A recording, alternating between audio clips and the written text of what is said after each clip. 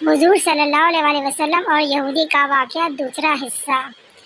حضور صلی اللہ علیہ وسلم نے فرمایا، اگر یہ بات ہے تو میں تیرے ساتھ یہیں بیٹھ جاتا ہوں۔ یہ کہہ کر آپ صلی اللہ علیہ وسلم اس کے ساتھ بیٹھ گئے۔ جیسے جیسے وقت گزرتا گیا، آپ صلی اللہ علیہ وسلم کے صحابی وہاں جمع ہوتے گئے۔ جب انہوں نے یہودی کی یہ جسارت دیکھی تو انہوں نے اس کو سزا دینے کا ارادہ کیا۔ حضور صلی اللہ علیہ وسلم نے انہیں ہر طرح کی کارروائی کرنے سے منع فرمایا اور فرمایا کہ تم دور چلے جاؤ۔ حکم رسول صلی اللہ علیہ وسلم کے تحت صحابہ دور چلے گئے۔ سورج لمحہ و لمحہ گرم ہو رہا تھا اور اس کی تپش سے حضور صلی اللہ علیہ وسلم کو اذیت پہنچ رہی تھی، یہاں تک کہ آپ صلی اللہ علیہ وسلم کے چہرے اتھر سے پسینہ بہنے لگا۔ اس کے باوجود حضور صلی اللہ علیہ وسلم نے کسی بھی طرح کے غصے کا اظہار نہ کیا اور کوئی بھی سخت جملہ نہ کہا۔ حضور صلی اللہ علیہ وسلم یہیں بیٹھے رہے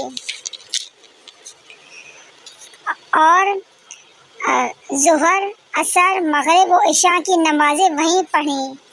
پھر رات ہو گئی اور رات بھی وہیں بسر کی اور فجر کی نماز بھی وہیں پڑھی۔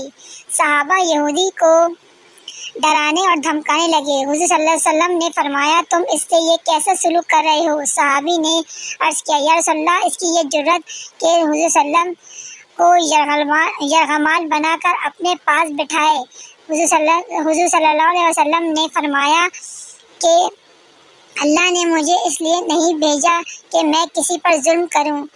جب دن چڑھا تو یہودی نے کلمہ اسلام پڑھتے ہوئے کہا، لا الہ الا اللہ محمد رسول اللہ، میں اپنی دولت کا حصہ راہ خدا میں دیتا ہوں۔ میں نے آپ صلی اللہ علیہ وسلم کو اس لیے نہیں روکا تھا کہ میں آپ کی توہین کروں۔ میں نے آپ صلی اللہ علیہ وسلم کو اس لیے نہیں روکا تھا کہ میں آپ کی توہین کروں۔ اس کے ذریعے سے میں آپ کے پیمانۂ صبر کو آزمانا چاہتا تھا، کیونکہ تورات میں نے آپ کی یہ صفت پڑھی ہے، محمد بن عبداللہ مکہ میں پیدا ہوگا اور طیبہ کی طرف ہجرت کرے گا۔ تندخو، سخت مزاج اور بیہودہ گوئی کرنے والا نہ ہوگا اور کوئی جھوٹی بات زبان سے نہیں کہے گا۔ اس طرح سے میں نے آپ کو یہاں رکھ کر اس بات کی تصدیق کی ہے کہ تورات میں بالکل سچ لکھا ہوا تھا۔ سبحان اللہ، سبحان اللہ، سبحان اللہ۔